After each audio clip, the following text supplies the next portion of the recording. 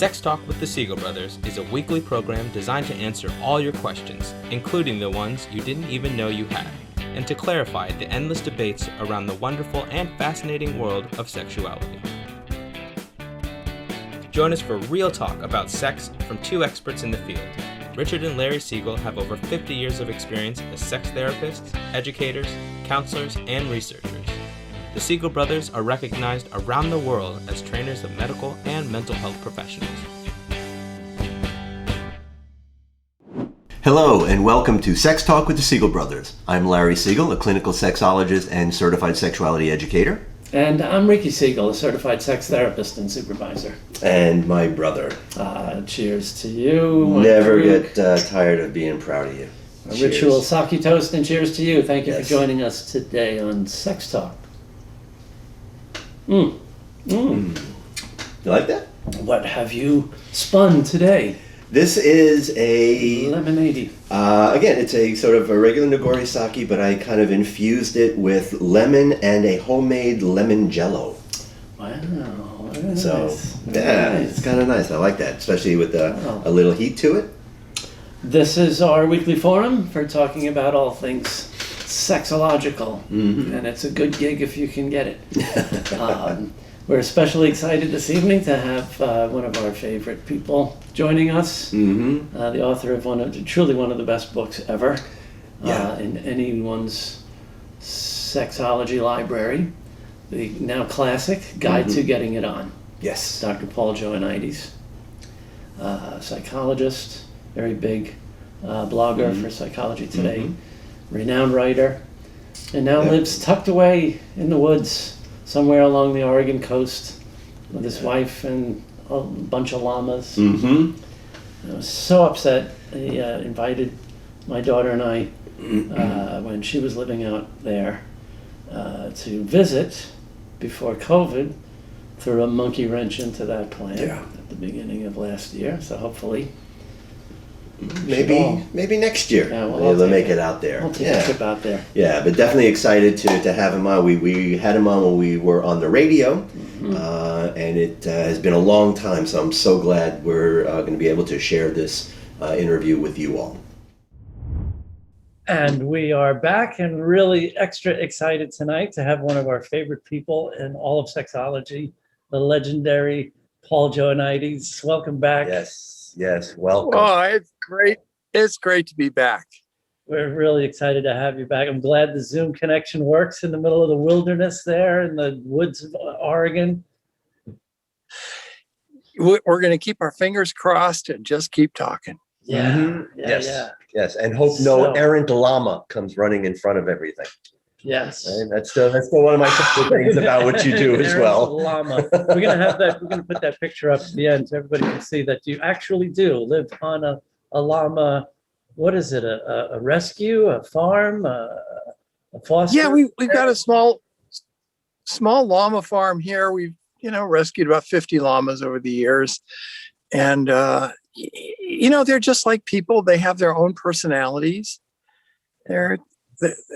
They're a lot of fun. They seem affectionate.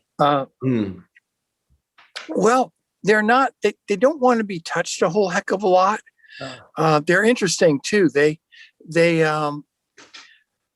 can't tolerate being without other llamas. They don't want to be alone, but they never touch each other unless it's a mother and a cria or a baby. If they end up touching each other, that's a nasty, that gets into some serious nastiness. But they never want to be more than 10, 20 feet, 20, 30 yards apart. So it's really interesting. That is interesting. Yeah.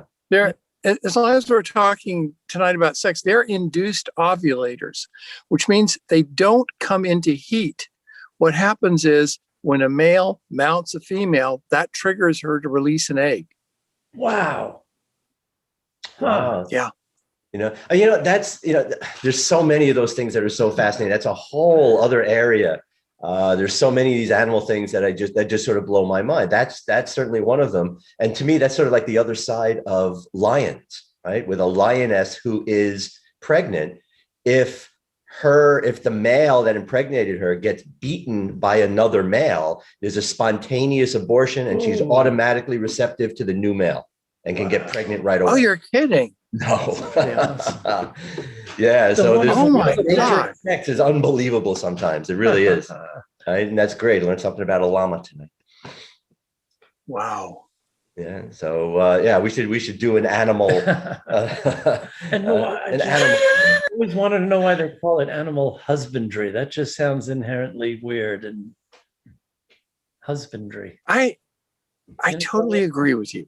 Yeah. I don't know where that comes And from. I don't know that animal whiffery would be any better. So certainly among the sexologists in our audience, if any of them, unless they're living in a cave or under a rock somewhere, they know who our guest is. Of course, the author of one of the best sex books ever, The Guide to Getting It On. Oh, that is very kind of you. And it's 6th edition. Yeah, as wow. the Oh, no. No? I'm working on the 10th edition. Yeah, I 10th thought so. Holy Yeah. cow. Wow, that's how Now behind it's- I am with that. Now we're up I to thought the guide wow. unzipped, right? It just kept getting Yeah, bigger now and bigger. You just had to streamline about well- 3 editions ago. it's kind of interesting. You know, I didn't think I'd live to see the 5th edition, let alone the 10th. Yeah. But what happened is the 8th edition got to be around 1,150 pages. And my bookstore distributor said, next edition, you chop off 500 pages because nobody buys books that big anymore. And it was kind of like cutting off an arm, but managed to get 500 pages out of it. Fortunately, for the ebook version, the Kindle or the iBooks version, you know, I've got all the other chapters in. But for the printed version, it's about 624 pages now. So Good size. Yeah.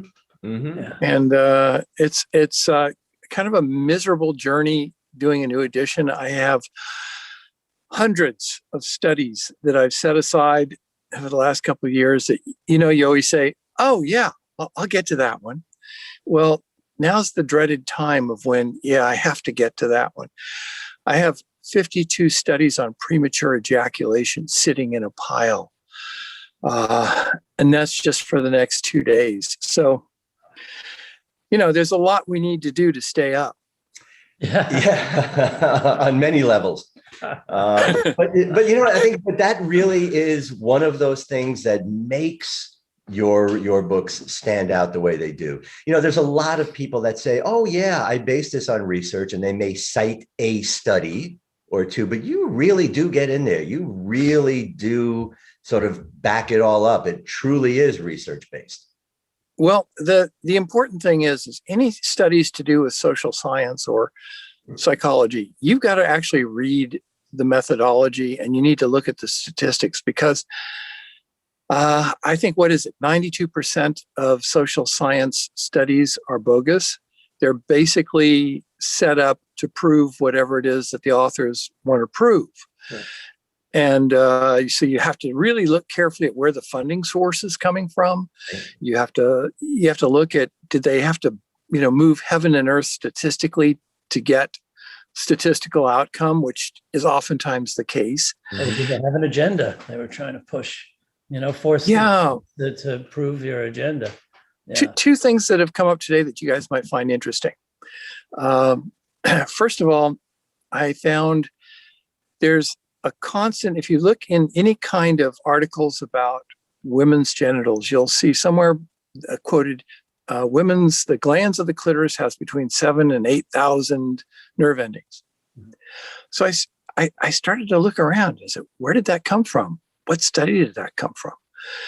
And I checked with a woman who's probably one of the top female anatomy dissection people in the country at the University of Washington. I said, do you know where this comes from? She said, I have never seen a study that's shown that. I said, it's possible that there are that many, but I don't know of any studies that have actually looked at that. And so I went back and I asked a couple of people at Psychology Today who quoted that in their blogs, and I said, "Where'd you get your citation on that?" And they're so adamant, say 4,000 from each side, right? Yeah. Well, Rebecca Chalker's book quotes that. Oh, Rebecca Chalker from book from 2000. I don't recall her being an actual scientist doing research. So you've got this bogus figure out there that may or may not be true, but there's no science to back it up. It doesn't exist. So there's so many things in our profession that I find that are like that. Another one, I was checking up. Okay, in terms of semen, everyone's favorite subject, right? In terms of semen, the main sources are the seminal vesicles, the prostate gland, and then the testicles and the epididymis.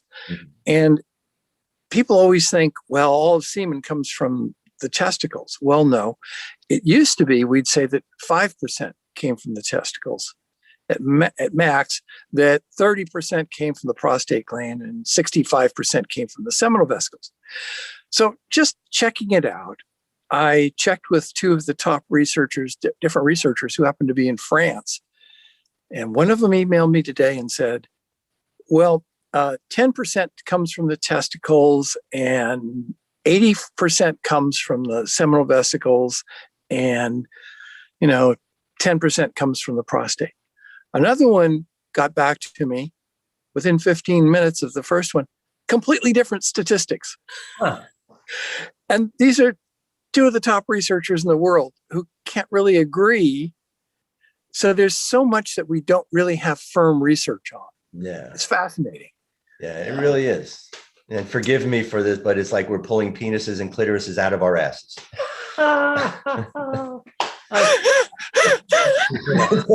I can't forgive you for that.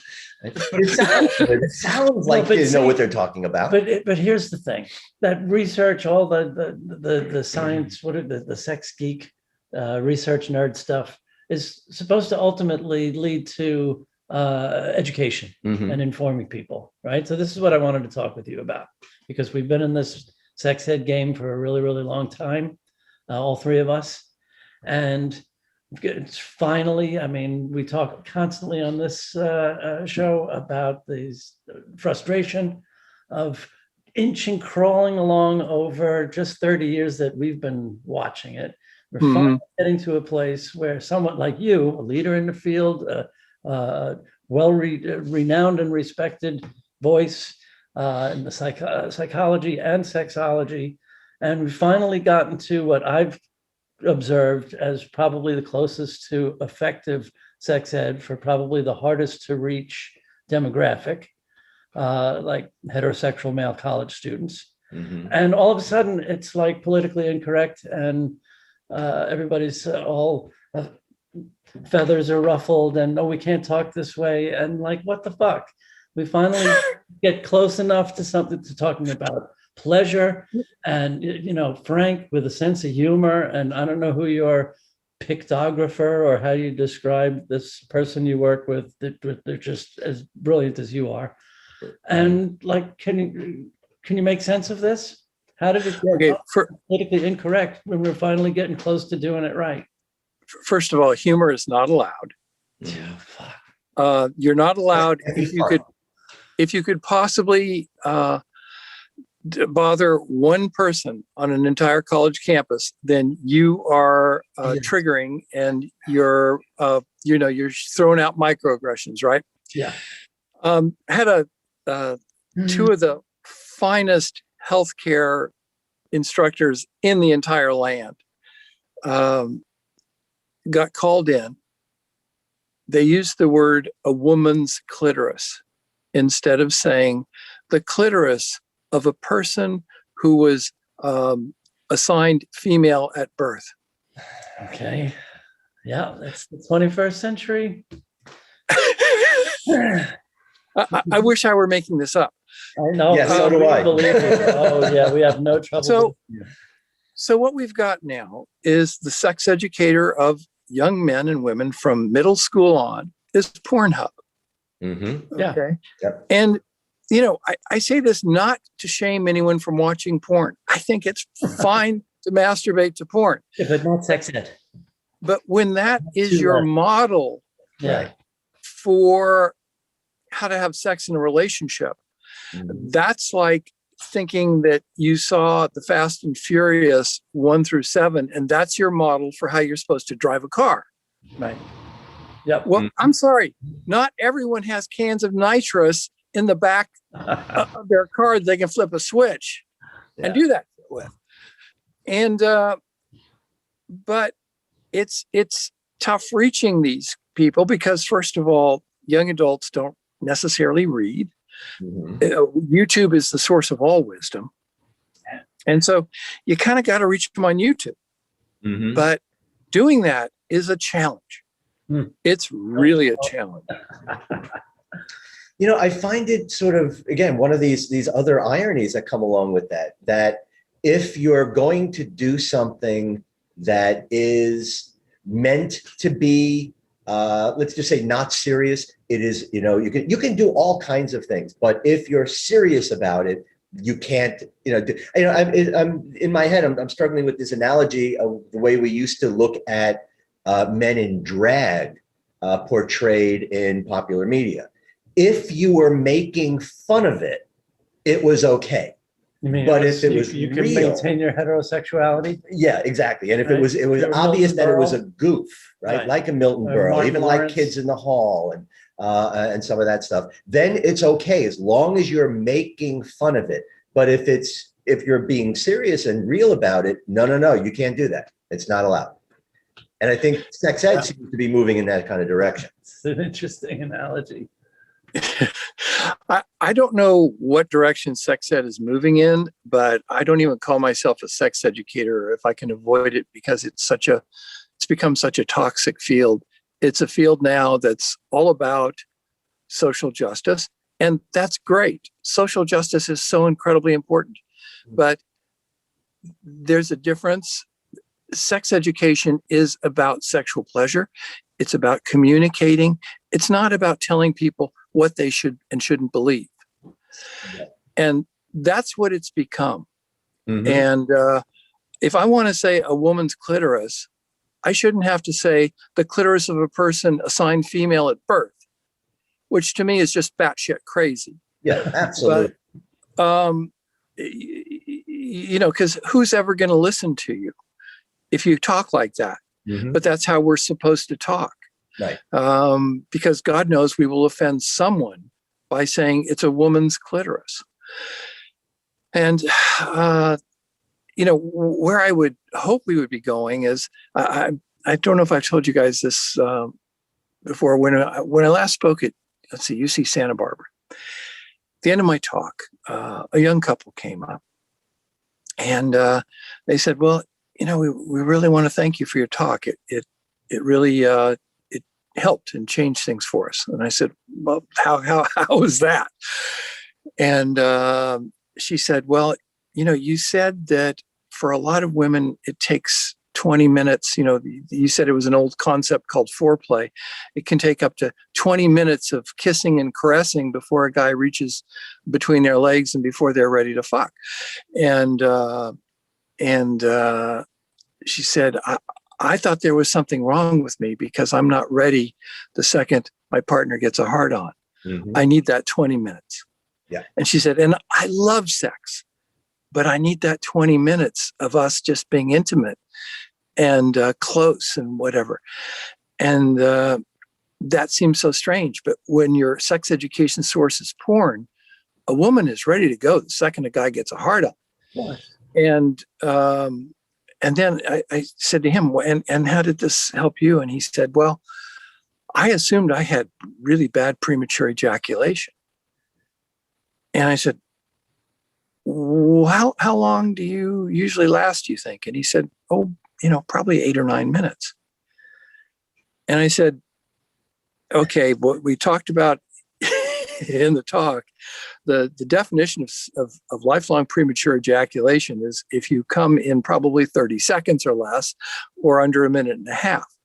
Mhm. And I said, right now, the current statistics show that the average male is probably around 6 minutes. Mhm. So you're like 2 minutes on the other side of average, but you've Mhm. gone through your life punishing yourself because you think you come too soon. Right. Again, Yeah. when your education is porn, That's, Exactly. and Exactly. to me, this is what we as sex educators need to be dealing with, not telling people what their pronouns should be. Yeah. Yeah. Yeah. And I think absolutely. that goes for so many areas, even with like married couples. I don't remember where this where I heard this, but I think it's spot on that if you just ask the average person on the street how often most couples have sex, the number one answer is 2 to 3 times a week. And then you ask them, how often are you having sex? And the number one answer is once every week or two. So everybody thinks everybody else is having more sex than they are, but everybody's having sex once a week or two. Right? Yes, exactly. And another thing we should really be working with is, and I don't know how we're going to do this effectively, but you walk around a college campus now or anywhere where you see young adults, and there'll be 2 or 3 of them together, and you know they're friends, but they've got their faces in their phones. And I hear from more and more college instructors that this generation really struggles in communicating about sex or talking to each other about what feels good and what doesn't, because they're not very good at talking to each other. Right. To the point where they're really not even having that much sex, which was the craziest thing for us, that college students aren't the most sexually active of anybody. That doesn't even, COVID notwithstanding, that just doesn't register. Exactly. And so always supposed to be the horniest, most sexually active. That age, that body is supposed to be, geared up. And so I think we really need to help with this. And what I try to do is I'm trying to show in a way that isn't boring the physiological reasons of why each woman is different and why just because something may have worked with a past girlfriend, it could actually cause pain to your next girlfriend. Right. And so why it's so important not to assume anything from the get-go. And while it's also important to know that she's not going to think you're a complete wimp if you don't come off acting like a porn star. She really doesn't want your dick to be center stage. In fact, the minute a dick gets hard, in some ways, a lot of women know that's the end of my pleasure because it becomes all about the dick. And so often that's too true. You know, we've got so much work to do, and you guys see it constantly in couples therapy. I bet this is a constant for you. For sure. Yeah. Those college students grow up and get married and are just remain just as clueless. And the old scripts that they somehow managed to inherit from their parents, no matter how much they swore they wouldn't, because they haven't learned anything better. Or the scripts that they're getting from porn. You know, like, just a little, that one person that you talk to, 9 minutes, 8 or 9 minutes. There's also data out there that shows that, and again, for heterosexual women, 9 minutes is like the limit. Yeah. Anything more than 13, it's like, get the fuck out. It's like lasting forever and going all night. It's like, no, come on. All right. 8, 9 minutes. We're good. We're done. Get out of here already. They're starting to think about their laundry list and what they got to, the paper they're working on. And yes. Yet it's has this whole focus, I think, in the field has shifted. And again, I think you're spot on in that we have to not fight. Again, it's that classic, and I've been talking about this in sex ed for a long time. We don't want to sort of approach it with like a karate type of approach. We want to do more judo. We want to take it, what they're giving, and redirect that, and sort of work with it. And it's almost like this academic dance we have to do now. Yes, I was going to say it's a dance. Yeah, it really is. It's interesting. I've had people who will contact me, college students, and say, "Hey, what sex ed program should we get into? Because we want to be sex therapists."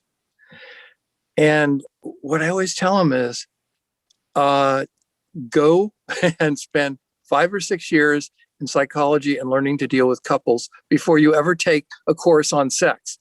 Then spend a year or so in sex therapy training, because ultimately what's going on with sex is or isn't because of what's going on with the couple. Yeah. And yet so many sex therapists just really lack when it comes to couples therapy ability. And supervision, that's what I see more than anything else.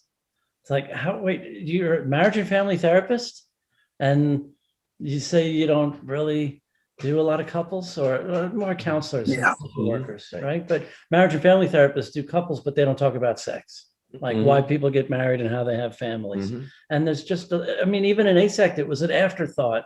It was fairly recent that they said, we need to make sure people have, like, I think, 16 hours of couples work as part of their sex therapy training. Like, now you're thinking of this after the past 40 years. Yeah. As if everything that's gone under the bridge with that couple doesn't impact what happens when they get naked and in bed. Right. Yeah. Right. So we have, this is exciting. This is the first Sex Talk with the Siegel Brothers. We have an exciting opportunity. You shared with us that one of your usual college gigs, of course, because of COVID, they asked you to do via video instead. I'm sure you've standing room only lecture halls when you're, I would love to attend one of your college gigs, but we got a really good taste. I was really grateful for you sharing the preview, and even more grateful that you're willing to let us preview the preview.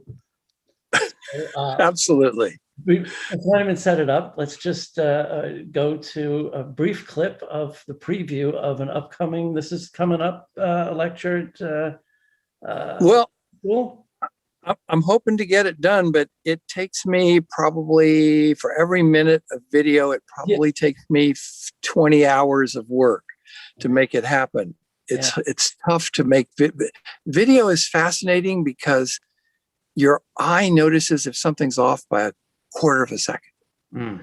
Where in real life, just us talking like this, that's not the case. But with a video, heaven help you, it's a lot of work. So yeah, okay. So we'll just break and show just a little bit so folks can get a taste of this approach, which, like I said, I think it's the only way to go.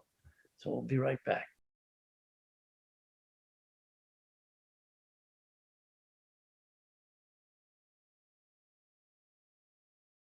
I'm Dr. Paul Joannides, and welcome to my talk about sex.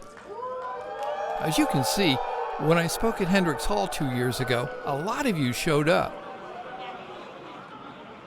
But a lot has changed since then, and instead of having me speak on campus this year, they asked me to do a video of my talk so you could watch it at home. They also wanted me to remind students to wear masks. Now, given this is a talk about sex, I assumed this is what they meant. And they wanted me to mention social distancing, so here you go.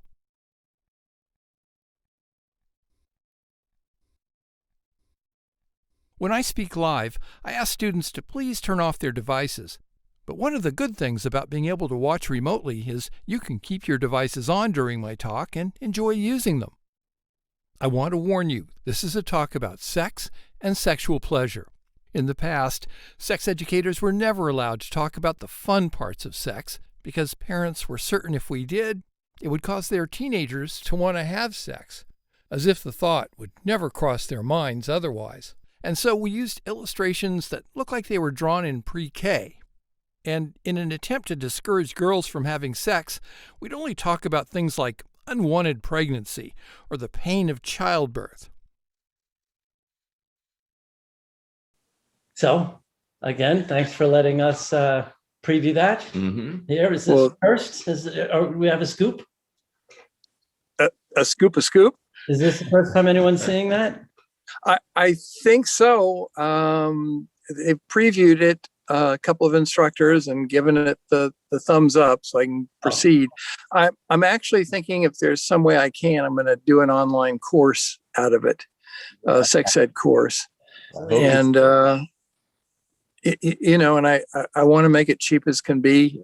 If we can do it on Udemy for $8 or $9, that would be great. I hate to have to charge for it, but that's going to be about 1,000 hours of my time doing an hour-long course. If it's live, you just walk out there and do your thing, and right, it doesn't take Yeah. much, And when it's live, you can get a sense of the audience, and your timing with them and all that. But with video, you get no feedback from the audience, and you have to be able to nail it with them.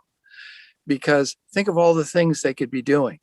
They could be watching. They could be playing Halo, or World of Warcraft, Ark, or they could be posting Instagram pictures, lying about their life, trying to make it look better than it is.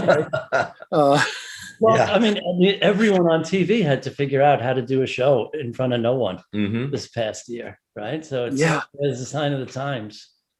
Yes, it's right in front of this friggin' Zoom screen. Really? Oh, isn't it something? Yeah. Did you ever think? No. 10 hours a day in my chair. No.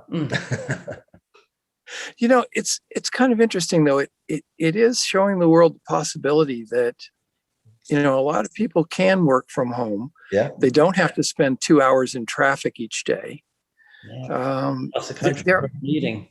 Right. Yeah, there are some good things coming out of it. So it's forcing, unless you're in commercial real estate, and then nothing good is coming out of it. Or if you run a mall, right? Right. Yeah. But I think one of those good things that has come out of it is, again, talking about forcing an issue, like what your video, to having to now sort of change the way we give that information, to have to be more creative. I think, what you showed and what you're able to do with that video and the work that you're doing with all of this is that we can take it to another level, even in this format. Yeah. And it's forcing us to up our game.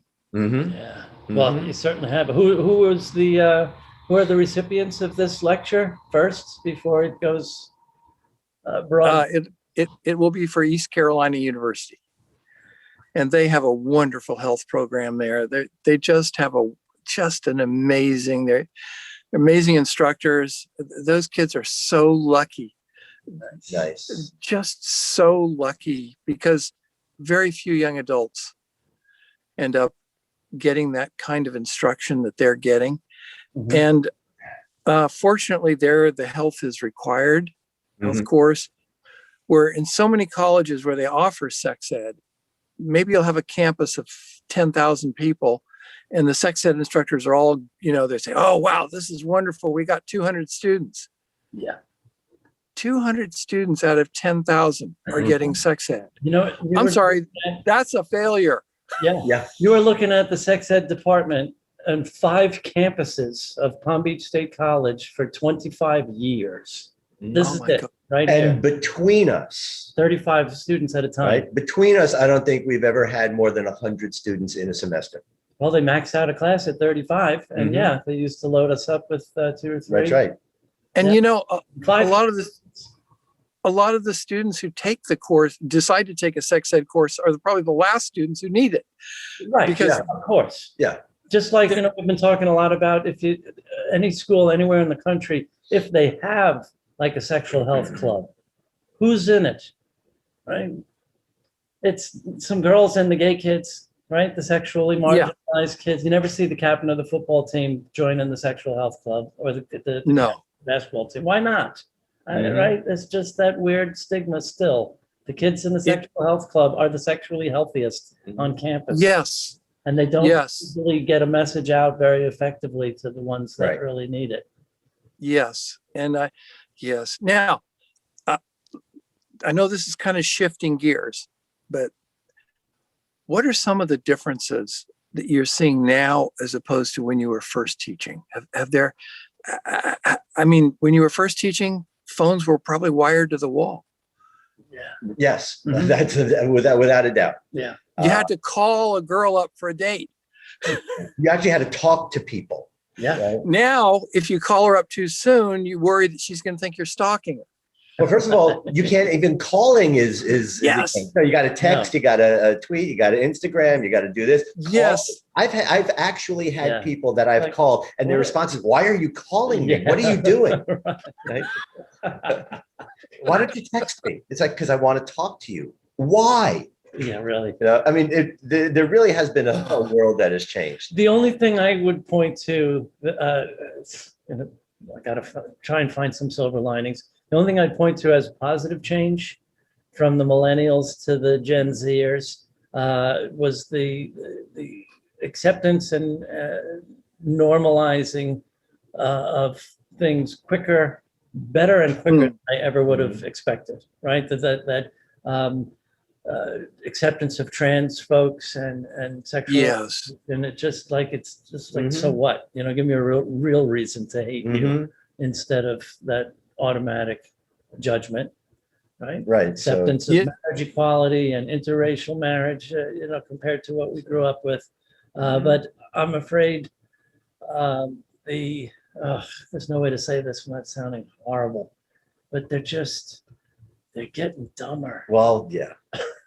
They're not getting smarter, and the attention span is shorter, and they can't write because of texting, and they've taken the fun out of it. Well, I find that there's more of a gap. I think the smarter kids are getting smarter, but that gap between and again, I'm very judgmental, I apologize, but for the sake of discussion, the gap between the smart kids and the not so smart kids has gotten much, much wider. And the number of not so smart kids has gotten bigger and bigger.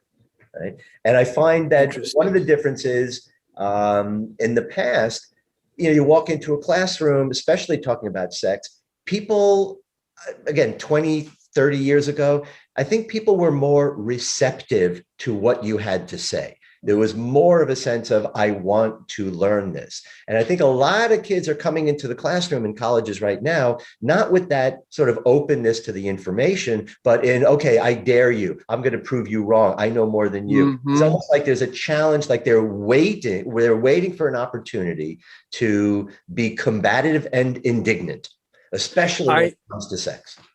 I heard that exact same thing in slightly different words from a sex educator at a very large, very liberal community college in the West Coast less than a week ago.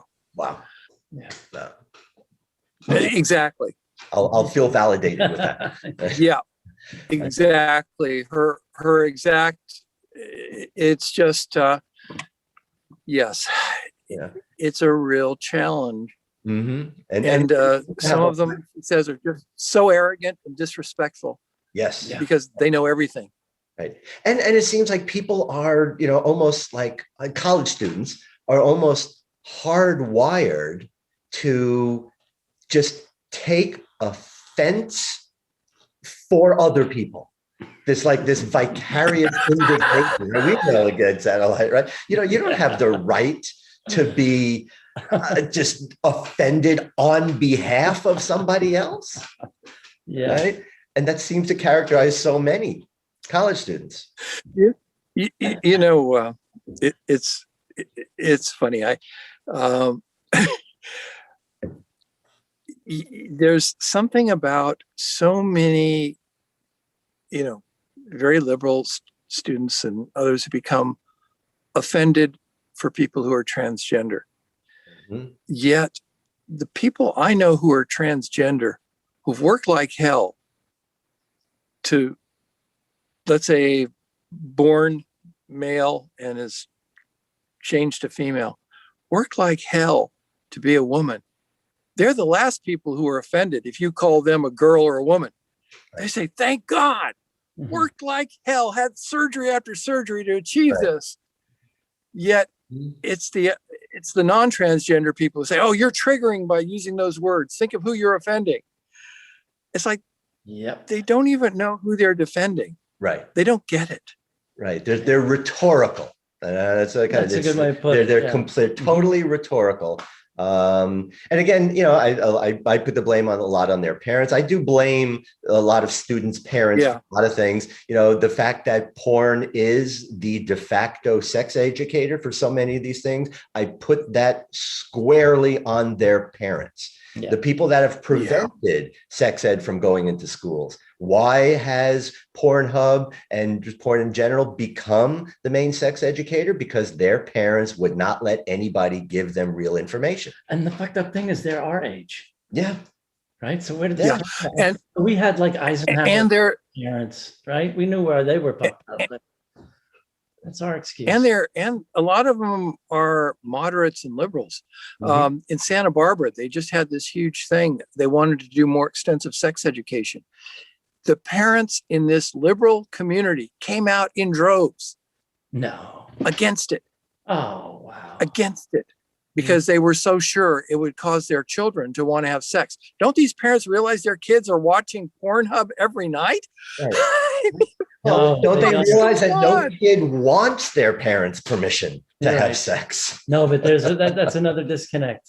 Debbie Herbenik presented data where they asked what percentage of kids have seen XYZ type of porn. And then they asked parents, do you think your kids have seen? And it was easily 10-1. The like 1% of parents say they thought their kid might have seen this kind of porn, and 20% of the kids say, "Oh, sure, of course, I've seen that kind of porn." Yeah. Well, I can remember, again, maybe when I was in my 30s, being over to a friend's house, and he had that was when porn came in those big cassettes, and he was all excited because he had an anal sex porn cassette. And back then it was a niche. Yeah. Now, if you were, came here from Venus or Mars and landed and watched our porn, you would think that Earth women like to take it up the butt as often as they do anywhere else. Mm-hmm. Where that's probably one of the most painful sex acts that on our sex survey, maybe 5,000 women by far. They said the most painful sex act they'd ever had was anal sex. And look, if you're going to do it, do not do it like they show in porn. No, absolutely. Yeah. Know how to do it. Yeah. But we can't tell kids that. We can't even talk about anal sex in high school and porn and say, if you're going to do it, you really need to do some research on how not to make it painful. And yet, how many guys will try to pester their girlfriends to have anal, and they don't even know. Maybe we'll spit on for a little lube. Right. Exactly. Oh my God. Well, isn't that now right up there with what is accepted as a quote normal standard that in heterosexual sex, you don't even have to ask, just put it in the anus. Don't ask, just start slapping and inquiring about patriarchal lineage. Yes. So, just because you want to do it, this is the problem with porn as an educator. These things. Or pull out and come in her face, which just every woman wants to have. They just dream of having a guy come in their face, right? Right. Now, again, in the history of even that, that whole bukkake thing, there was, I don't think, anything that a woman could be subjected to that was greater humiliation and degradation than that. Yet this is now mainstream. Yeah. And so we really need to help young women be able to say no if that's not what they want. Mm-hmm. Mm-hmm. And a lot of them don't know how to say that because they think they'll be, that's not what they're supposed to do. They're supposed to like that. Right. Now, if they like it, great. Tell them, bring it on. But they should have a perfect right to say, that's not, I find that to be degrading. Now we've got another problem though, in the woke sex ed world. If I just said that, I get called out and said, "How dare you say that that's degrading?" Because some woman might, there are plenty of women who like guys to come in their face and all of that, and you're just being just very narrow-minded and all that. So we even have to be careful as how we say it's okay to say no. Exactly. Now, again, part of a lot of this stuff, and I want to get your take on this as well. My sense is that, especially for a lot of young women, they are doing these things at the same time or without even trying to figure out what they actually like and don't like. I find that with people in general, but especially with college students, you ask them, what do you like? They can't answer that. Sometimes the default response is, well, I don't like this, and I don't like this, and I don't like that. Right? So do you find that part of sort of as sexual behavior has been driven by porn, the whole sense of even having a list of preferences, being able to even say that I like or don't like this is even on the table for a lot of women in particular?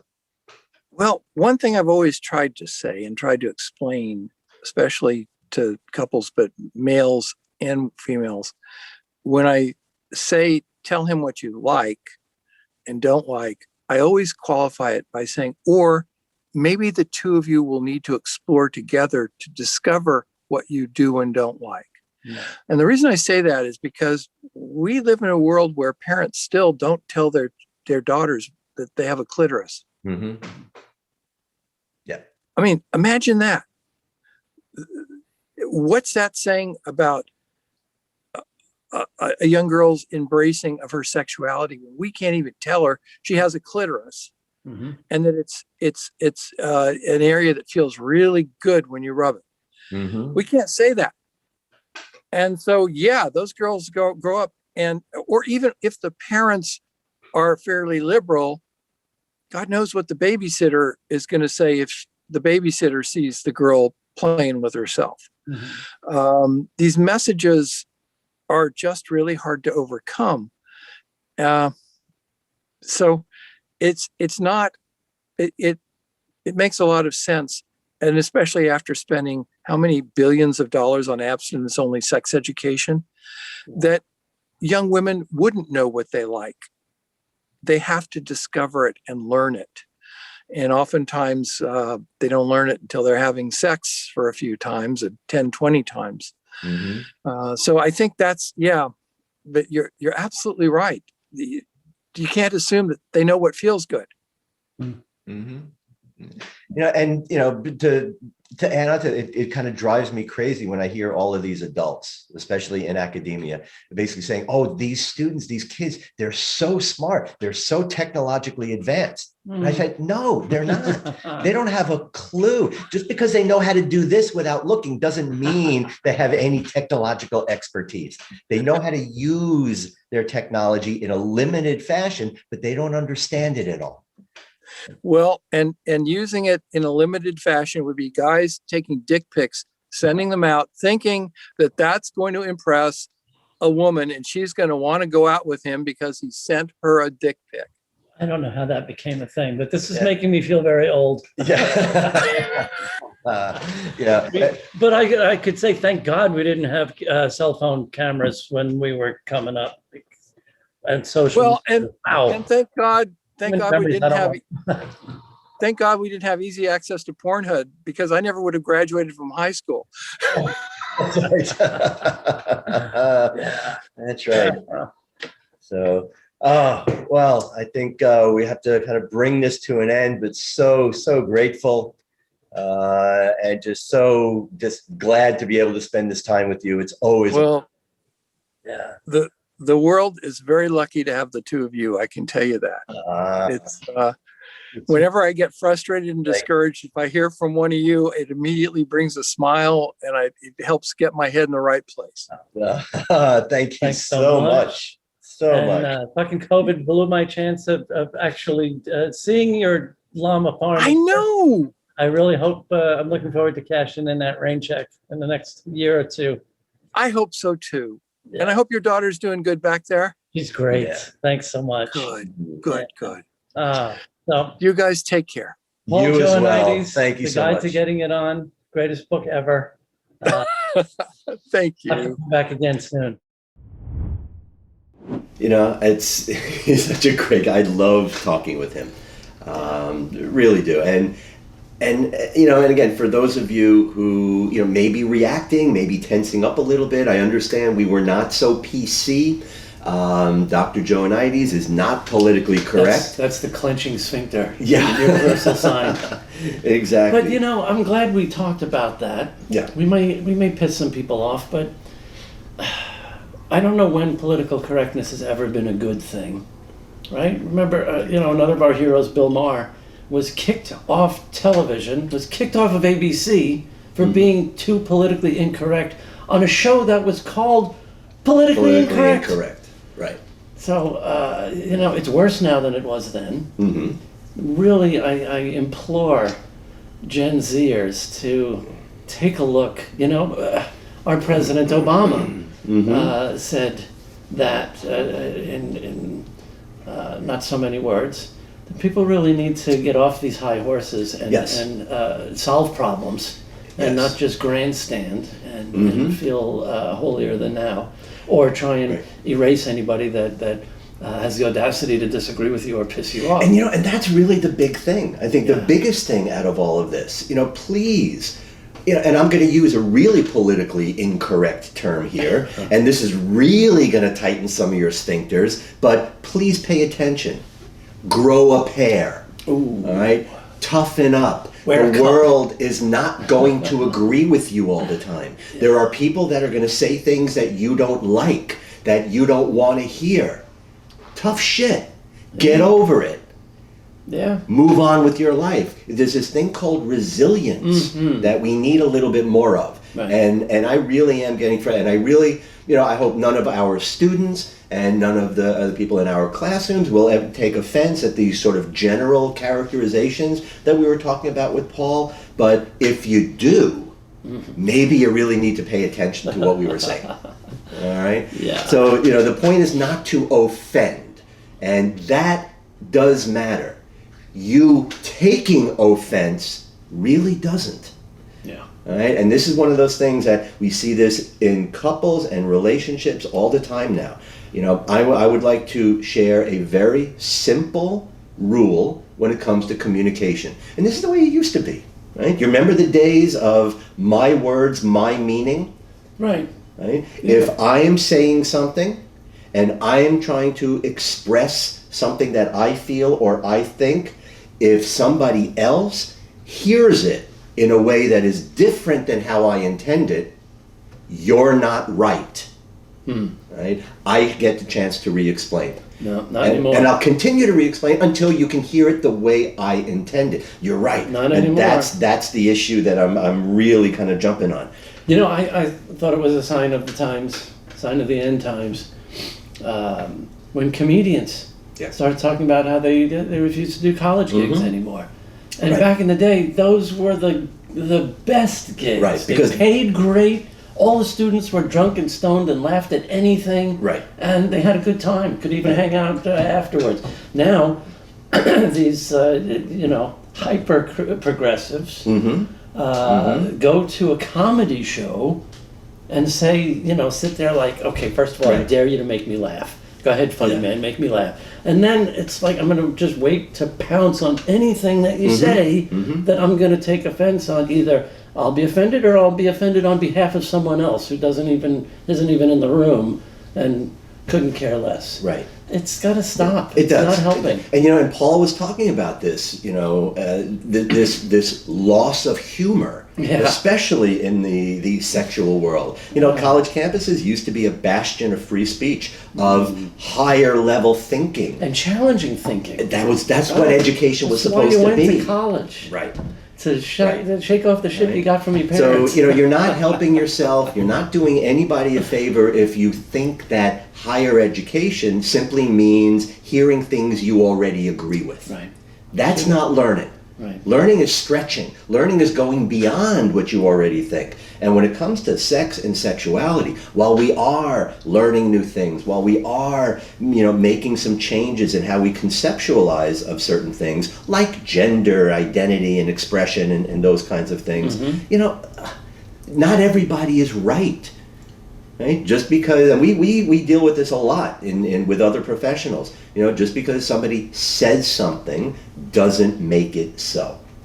Right? It may sound good. Just because somebody wrote it doesn't make it true. It's an idea. It's a concept. We can talk about it. We can consider it. We can weigh it. We can analyze it. But just because it's in print doesn't mean it's gospel. Well, now we're living in the age of alternative facts.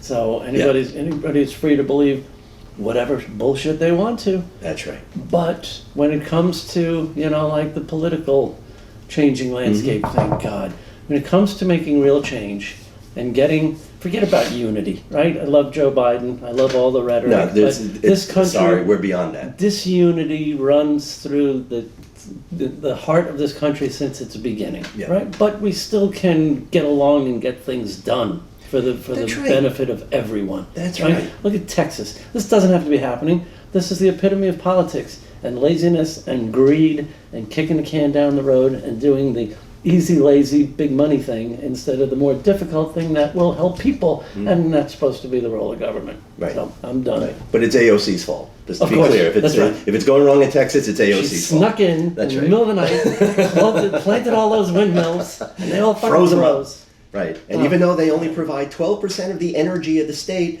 the fact that there's no power in the state, it's her fault. Well, it all crumbled. Exactly. When the windmills froze, the whole grid crumbled. Oh, God. So, and again, even what we're doing right now, if we can't have fun, if we can't laugh, if we can't make jokes in the area of sex and sexuality, then you know what? Forget it. Give it up. Right? This is supposed to be fun, and things that are fun should make us laugh and feel funny. good And if you can't laugh, where did this rule come from that you can't laugh during sex? Right. Everybody's so serious, and funny things happen. Weird noises happen sometimes. Have a laugh. And sometimes that's the best icebreaker. Right. It really is. It's the best way to get people to be comfortable. Unless, of course, it is accompanied by, then, a little bit different. But even that, again, grow a pair. Get over it. It's okay. People will say things that you don't like. People will do things that you don't like. You don't have to take everything personally. We move beyond it and move on. That's called life. Yeah. All right. I feel I'm done. My job is done here. Good. Let's say good night. All right. Good night. Thank you for joining us. This will do it for this week's Sex Talk with the Siegel Brothers. We thank you for joining us and enduring our rants and raves and sake toasts. One more before we call it a wrap. Yes, we appreciate your watching and indulging us as you do. So thanks. A toast to you Dr. all. Paul, you're the best, man. Thank you again. Brilliant.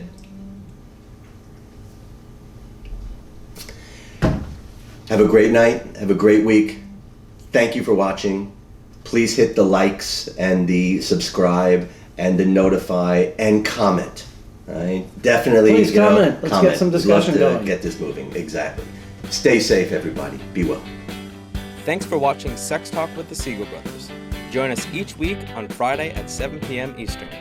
You can also follow us on Facebook and subscribe to our YouTube channel to stay on top of the latest developments in the ever-changing world of sex and sexuality.